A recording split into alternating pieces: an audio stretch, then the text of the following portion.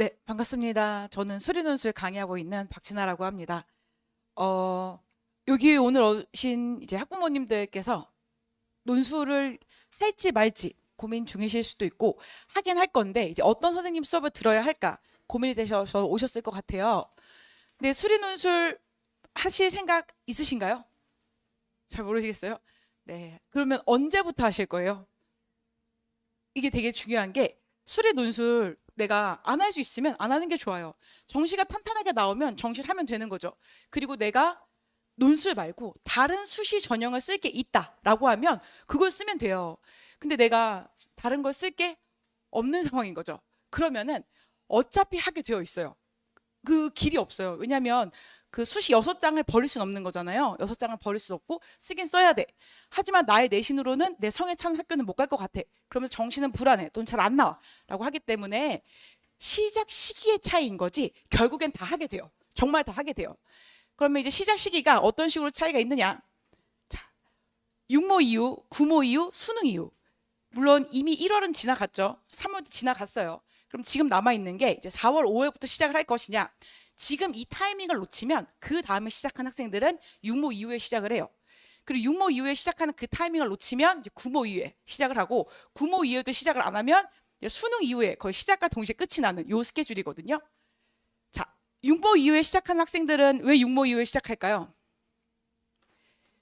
그쵸. 육모를 이제 잘 보고 싶어서. 근데 사실 육모가 수능인 건 아니잖아요. 육모가 수능인 건 아닌데 육모에 집중을 했다가 육모를 망친 거예요. 그러니까 내 성에 차는 만큼 안 나오는 거죠. 근데 어떡할까? 내가 어차피 수신 쓸 게 없으니 논술을 해야겠다. 그래서 7월 이후에 학생들이 제일 많이 시작을 해요. 전체적인 그 퍼센트를 보면 물론 수능 이후가 뭐 제일 많다라고 할 수도 있겠지만 육모 이후, 즉 7월 특강부터 들어온 학생들이 가장 많고요. 그리고 이제 구모 이후는 시작한 이유가 원서를 쓴 거예요. 원서를 쓰니까 진짜 이 논술이 나한테 확 다가와서 가만히 있을 수는 없겠다라고 시작을 하는 거예요. 근데 육모 이후는 여름방학이잖아요. 여름방학은 저희가 이제 12주, 11주 동안 끌고 가는데 그러면 이제 수완수투도 해야 되고 문제 해결의 전략도 해야 되고 미적도 해야 되고 기하도 해야 되고 확통도 해야 되고 그거를 12주 안에 다 끝내야 되는 거기 때문에 뭐 기본 개념 설명이라든지 기하 확통에 대해서 그렇게 친절하게 설명하지 않아요. 바로 실전 문제들을 다루는 거죠. 그리고 구모 이후는 이땐 파이널이에요. 이땐 어떤 내가 정규반의 특강을 듣는다는 개념인 게 아니라 그냥 내가 시험 칠 대학에 그 기출문제를 풀어본다라는 걸로 접근하는 게 이제 구모 이후인 거예요. 그러면 조금이라도 더 여유 있게 기하도 보고 확통도 보고 논술이 어떤 건지 보고 시작을 하려면 지금 시작하셔야 돼요. 지금. 그 어쩔 수가 없는 게 그렇잖아요. 여름방학은 그때는 기본 개념이나 이렇게 쉽게 안 해요. 무조건 실전으로 바로 나가기 때문에 학생들이 되게 어렵다라고 생각하고 조금 더 많이 지치거든요. 그래서 지금 시작해야 하는 이유는 가장 큰 이슈는 기하와 확통. 이제 뭐 다들 알고 계시겠지만 우리가 상위권은 성균관대를 제외하고 나서 연고, 서, 한, 중경, 이시, 건도, 홍 다 기하 확통 나오는 거 알고 계시죠? 알고 계시죠? 나와요. 이거를 안 해서 붙을 수 없어요. 이거 안 해서 붙을 수가 없는 게 미적은 다 같이 미적을 하잖아요. 근데 그 와중에 기하 확통을 안 하고 간다? 안 하고 오는 학생들이 의외로 많더라고요. 근데 걔네들 다 떨어져요. 붙을 수 없어요. 왜냐하면 문제가 많이 나오거든요. 비율이 생각보다 많이 나오고 그리고 문제도 풀만하게 나와요. 풀만하게 나오기 때문에 요거 안 하고 미적에서 뒤집을 수 없습니다. 그래서 기하학통 지금 시작하셔서 하도록 하시고요.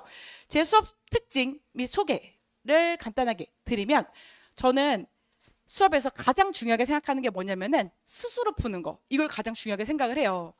왜냐면은 우리 술의 논술이라는 게 수학적 사고력을 측정하는 시험인 거잖아요.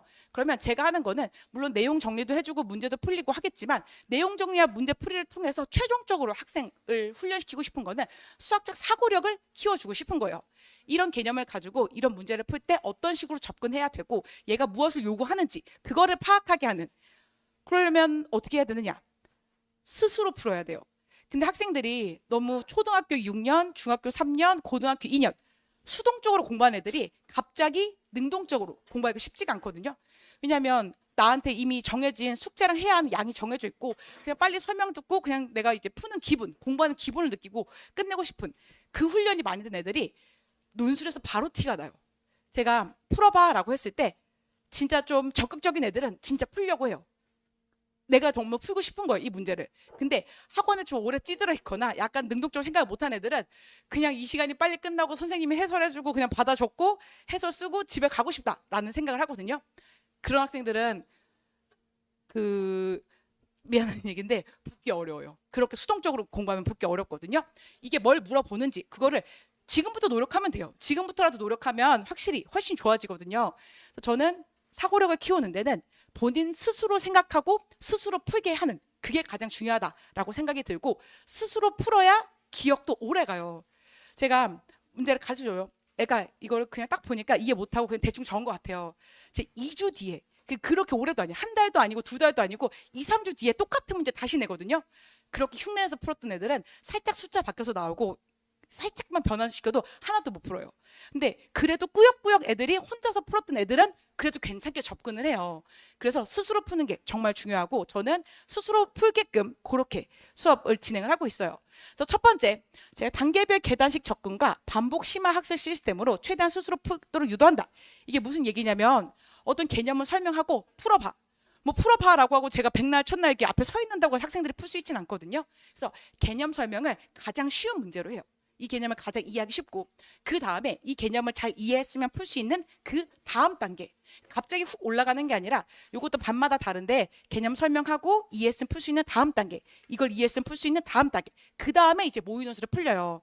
그럼 학생들이 1단계에서 시작을 해도 그 사고력에 따라 조금 차이가 있는데 요건 이제 기본적인 사고력의 차이예요. 개념 설명하고 2단계까지 이해하는 학생이 있고 1단계, 2단계, 3단계까지 이해하는 학생이 있고 정말 Y반, 제일 잘하는 애들은 4단계까지 다 완벽하게 이해를 해요.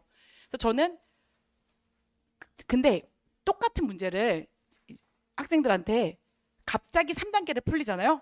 그럼 못 풀어요. 갑자기 3단계 풀리면 못 풀고 이게 뭐를 요구하는 건지도 모르고 학생들이 그런 포인트 잘 못 잡기 때문에 내용 공부가 잘 안 되거든요. 근데 쉬운 것부터 차례대로 하면 이거 이런 거 물어보는구나. 살짝 이런 식으로 응용했구나. 이렇게 진행이 되는구나. 라고 훨씬 더 감을 잘 잡기 때문에 그런 식으로 모든 수업을 다 구성해 있습니다. 자, 그리고 스스로 풀 수 있도록 디테일한 피드백이라는 건 뭐냐면 제가 개념 설명을 하고 그리고 이제 가만히 이렇게 있는 게 아니라 돌아다녀요. 이제 학생들 뭐 숙제 검사도 하는데 하고 나서 돌아다니면서 어디까지 풀었는지 이제 보는 거죠. 그럼 이제 잘 푼 학생들은 잘 풀었으니까 넌 다음 거 풀고 있어 라든지 아니면 학생들마다 막힌 부분이 다 다르거든요. 막힌 부분이 다르고 부족한 부분이 다 달라요. 그러면 살짝 힌트를 줘요. 여기서 네가 뭐 요 개념이 지금 잘못된 것 같아. 너는 아이디어는 맞는데 여기 초반에 계산이 틀렸다 라고 돌아가면서 피드백을 주면 학생들이 그렇구나 라고 그때부터 이제 고쳐서 푸는 거죠. 근데 디테일한 피드백을 아무리 줘도 못 쫓아오는 학생은 그 반이 안 맞는 거예요. 그 반 수준이 안 맞는 거기 때문에 그럼 반을 좀 조정을 해야 되거든요. 제가 반을 되게 많이 하고 있어요. 되게 다양하게 하고 있는데 그 다양하게 하는 이유가 스스로 풀려면 애초에 내가 스스로 풀 수 있는 문제가 나한테 주어져야 되고 그러려면 내 수준에 맞는 반에 들어가 있어야 돼요. 내 수준에 맞는 반, 내 수준에 맞는 문제, 나한테 도움이 되는 문제를 풀어야 그 다음 단계 올라갈 수가 있는 거거든요. 내가 1단계인데 3단계는 그 반에 있어봤자 공부하는 기분, 내가 뭔가 좀 잘 될 것 같은 기분만 느끼는 거지 실제로 결과가 그렇게 나오진 않아요. 저는 비슷한 학생들 그룹핑해서 되게 반을 세분화해서 나누고 잘 따라갈 수 있도록 하고 디테일하게 피드백을 매 시간 그렇게 주고 있습니다. 자, 그리고 모의 논술도 어떻게 진행을 하냐면은 오늘 뭘 배우잖아요. 그거를 오늘 바로 시험을 치면 잘 친 학생도 있지만 대부분 좀 어리버리해요. 왜냐하면 내가 이거를 오늘 갓 배워가지고 나는 좀 숙지하고 나서 내가 잘 숙지했는지 확인하고 싶은데 그날 바로 시험 칠 경우 좀 어려운 문제들이 있거든요. 그래서 저는 시험을 언제 치냐면은 그 다음 주에 쳐요. 예를 들면 오늘 정적분의 정의를 배웠어요. 이걸 알고 있는 학생도 있겠지만 오늘 처음 본 학생도 있잖아요. 그러면 이 내용을 다음 주에 시험을 치는 거예요. 그리고 일주일 동안 공부할 시간을 충분히 주는 거죠. 그리고 전혀 다른 내용이라기보다는 요거를 잘 복습했으면 풀 수밖에 없는 문제를 한두 개 줘요. 그리고 여기서 한 단계 응용된 문제 또 주고 거기서 조금 더 윗단계 문제를 좀 문제 자체를 되게 다양하게 구성을 해서 학생들이 스스로 알아요. 본인이 복습했는지 안 했는지. 복습하는 사실 제가 검사를 하는 거는 숙제를 했는지 안 했는지 보긴 봐요. 근데 베끼더라도 해왔으면은 제가 그거를 너 베꼈지라고 하고 C 이렇게 줄 수는 없어요. 숙제 그레이드는 해왔으면 일단 A로 나가긴 하는 거거든요. 근데 A로 나가더라도 정말 내용을 깊게 공부해서 공부한 학생과 대충 그냥 이렇게 답 보고 한 거는 다르잖아요. 그거를 모의 논술로 확인할 수 있어요. 제가 딱 얘기해요. 너 이거 너도 인정하지? 이 문제 못 풀었으면 너 지난 시간 그 이해 못한 거야. 그러면 자기도 맞대요. 사실 안 했대요. 이런 식으로 본인 스스로 공부했는지 안 했는지 확인할 수 있게끔 그렇게 모의논술 구성하고 있고요. 근데 이렇게 모의논술을 구성하면 장점이 뭐냐면 복습을 하면 다음 시간에 시험을 잘 보잖아요. 금방이지만 약간의 보상이 따라오면 애들이 복습하는 거를 조금 이게 기계적으로 느끼지 않아요. 일단 이걸 복습하면 다음 시간 절반을 맞고 들어가니까 라고 생각해서 복습도 훨씬 더 잘 이루어지고 있습니다. 자, 요건 제가 이제 개념 설명할 때 쓰는 건데 우선 저는 기초가 탄탄하게 가장 중요해요. 모든 선생님들이 다 그럴 거예요. 수학 선생님이라면 이제 수학 기초가 가장 중요한데 그래서 제가 수업할 때 그냥 좀 중요하게 여기는 게 일단 수학도 절반은 암기인 거 아시죠? 머릿속에 뭔가 정확하게 들어가야 내가 이걸 원할 때 꺼낼 수가 있거든요. 요게 이제 또 최상위권이냐 상위권이냐 중상위권이냐 중위권이냐 좀 다른데 수학 안 쓰면 까먹고 안 쓰면 까먹고 왜? 우리가 지금 하는 거는 미적, 수능 미적을 보기 때문에 학생들이 미적에 익숙해져 있어요. 그래서 기하랑 확통은 살짝 안 보면 또 까먹어요. 사실 맞아요. 안 보면 까먹고 안 보면 까먹고 그래서 상당히 그거를 좀 많이 해야 되는데 그래서 최대한 잊어버리지 않도록 조금 스토리텔링이라든지 관련된 우리 뭐 일상생활 그런 걸 엮어서 재밌게 얘기하고 있고요. 그리고 최대한 우리가 직관적으로 이해를 하는 게 되게 중요해요. 물론 논리적으로 우리가 풀긴 풀어야 되죠. 논리적으로 풀어야 되지만 이 수학도 우리 일상생활과 연관이 되어 있다라든지 그래프나 그림으로 볼 수 있으면 글로 보면은 좀 잘 와닿지가 않아요. 글로 보면 잘 와닿지가 않아서 저는 가장 이미지화 할 수 있는 건 최대한 이미지화하고 예를 들어서 설명할 수 있는 건 최대한 예를 들어 설명해서 직관적으로 이해할 수 있도록 하고요. 그리고 5개념을 갖는 이유에 대해서도 설명을 해요. 제가 그 2008년에 논술을 처음 첨삭으로 시작을 했어요. 2008년도부터 이렇게 첨삭하다가 이제 강사로 넘어온 그런 케이스인데 그러면 거의 한 19년 이렇게 몇 년이 18년 됐잖아요. 학생들 시험지를 엄청 많이 봐요. 많이 보면 학생들이 갖고 있는 5개념이 보여요. 얘는 이걸 헷갈리고 있네. 얘는 이걸 헷갈리고 있네. 그러면 5개념을 갖는 게 되게 비슷한 부분이 있거든요. 그리고 그렇게 5개념을 갖는 이유도 있어요. 그러면 개념이나 이런 거 설명하면서 이런 내용들을 학생들이 되게 헷갈리는데 이게 왜 헷갈리는지 어느 부분 여기에 집중을 해야 되는데 뭐 여기에 집중을 해서 뭔가 안 나온다라든지 너네가 이거랑 이거랑 비슷하게 생겨서 많이 틀린다라든지 뭔가 5개념을 갖는 이유에 대해서 한번 설명을 하면 뭐 뜨끔하는 학생들도 있겠고 아 저게 저래서 헷갈리는구나 라고 볼 수도 있어요. 그래서 최대한 애초에 5개념은 일단 잘못 들어가면 수정하는데 시간과 노력이 훨씬 더 많이 들어요. 그래서 애초에 잘못 들어가지 않는 게 좀 좋거든요. 근데 우리는 개념 설명을 이렇게 해도 학생들이 분명히 이렇게 가르쳤는데 학생마다 이렇게 좀 다 다르게 들어가더라고요. 근데 그게 무궁무진하진 않아요. 잘못 들어가는 이유가 좀 정해져 있는데 그런 이유에 대해서 미리 설명을 함으로써 그 5개념을 갖지 않도록 이렇게 설명을 하고 있습니다. 제 수업은 뭐 1교시, 2교시, 3교시 1교시에 주제 강의하고 2교시에 모의논술 지난 시간 거 치고 그 3교시 해설을 하고요. 이 모의논술 하는 동안 지난 수업에 대한 시험지에 대한 1대1 대면 첨삭 그리고 숙제 피드백 주고 질의응답 하는데 숙제 피드백도 딱 숙제를 보면 보여요. 이거 진짜 웃긴 거는 분명히 제가 답지까지 나눠주거든요. 근데 본인이 틀리게 쓴 답안지를 숙제에다 다시 다 그대로 써오더라고요. 웃을 일이 아니라 정말 그래요. 정말. 그러니까 뭔가 답지 보고 하기 너무 귀찮은 거예요. 그리고 이때도 이 개념을 몰랐는데 내가 설명을 했는데 그 개념을 또 틀리고 있는 학생들이 되게 많아요. 그래서 한번 설명하고 이거에 대한 피드백을 줬다라고 해서 애가 맞겠구나. 그렇게 생각하지 않아요. 전 같은 얘기를 5번, 10번 해야 그게 겨우 잡힌다라고 생각을 하기 때문에 숙제 피드백으로 또 되게 디테일하게 잡아내요. 너 이거 이해 못했네. 라든지 너 이거 틀렸는데 또 틀렸네 라든지 잘하고 있어 요 개념이 맞아 라고 뭐 잘했으면 긍정 피드백 못했으면 복습을 안 했구나 라는 어쨌든 피드백을 잘 하면서 학생들과 또 친하게 지내기도 하고요. 그리고 모의논술 결과는 M테스트 아까 센터장님이 말씀하셨는데 M테스트로 매주 목요일에 올리고 있습니다. 그래서 요거 뭐 학생 전체 평균이 얼마고 이 학생의 위치가 어디다 라고 보고 이제 코멘트는 그냥 간략하게 남기고 있어요. 그리고 원서 상담은 9월에 원서를 쓰는데 구모를 치고 일주일 뒤에 원서 접수를 하잖아요. 제가 일주일 만에 그 제 학생들을 다 할 수 없어요. 그래서 대부분의 선생님들이 다 8월 중순부터 원서 상담을 진행을 하고 있고요. 저도 8월부터 진행을 해요. 요거는 저는 요거 약간 부심이 있는 게 학생들 원서 상담할 때 뭐 선생님들마다 다르겠지만 학생들의 평균이나 이런 코멘트를 보고 하는 게 아니라 전 학생들의 답안지 스캔 다 뜬 다음에 그 학생 상담하기 전에 그거 다시 다 봐요. 진짜 힘들거든요. 진짜. 그래서 제가 하루 10명 이상 못 해요. 왜냐면은 전날 뭐 수업도 해야 되고 뭐 인강도 찍어야 되고 다시 다 봐요. 다시 다 보고 학생이 어느 대학 가고 싶다, 어느 대 원한다. 그럼 그 대학이랑 학생의 시험지 계속 비교해봐요.